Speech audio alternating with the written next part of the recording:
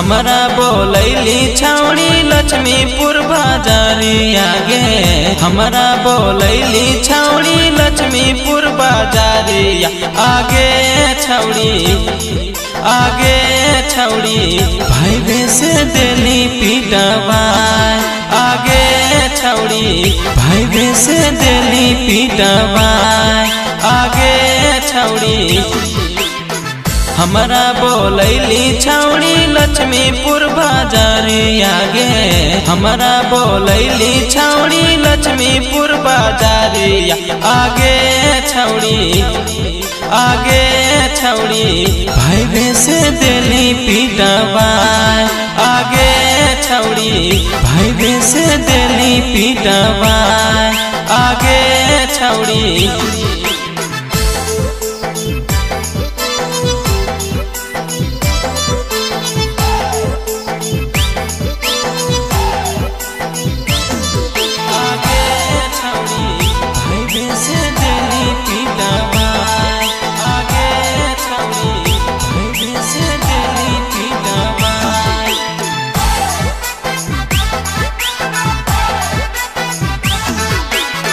हनुमा पे करे छेली मीठी मीठी बात गे। हमारा बोलाई के तो खिलेले मुक्का लाइट खिलेले मुक्का लाइट खिलेले मुक्का लाइट गे।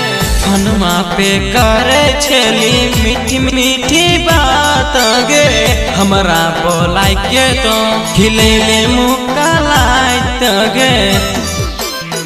तोरा चाहलियो हमें मौगियों से ज्यादा गे। तोरा चाहलियो हमें मौगियों से ज्यादा आगे छौड़ी आगे छौड़ी भाई से दिली पीटवा आगे छौड़ी भाई से दिली पीटवा आगे छौड़ी।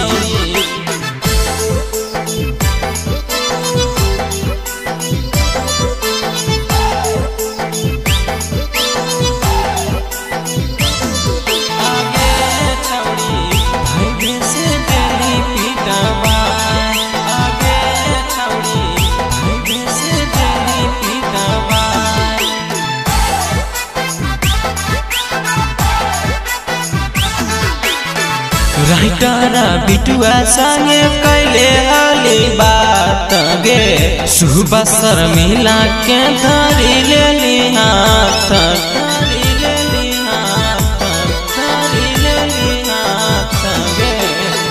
राइटर बिटुआ संगे कैले हाली बात गे। सुबह शर्मिला के धरी लेली हाथ गे।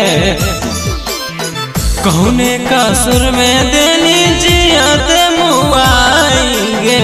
कौने कसुर में दिली जियत मुआई आगे छौड़ी आगे छौड़ी बिनय के दिली कुटवा आगे छौड़ी बिनय के दिली कुटवा आगे छौड़ी। सुन ली गे प्रीतिया।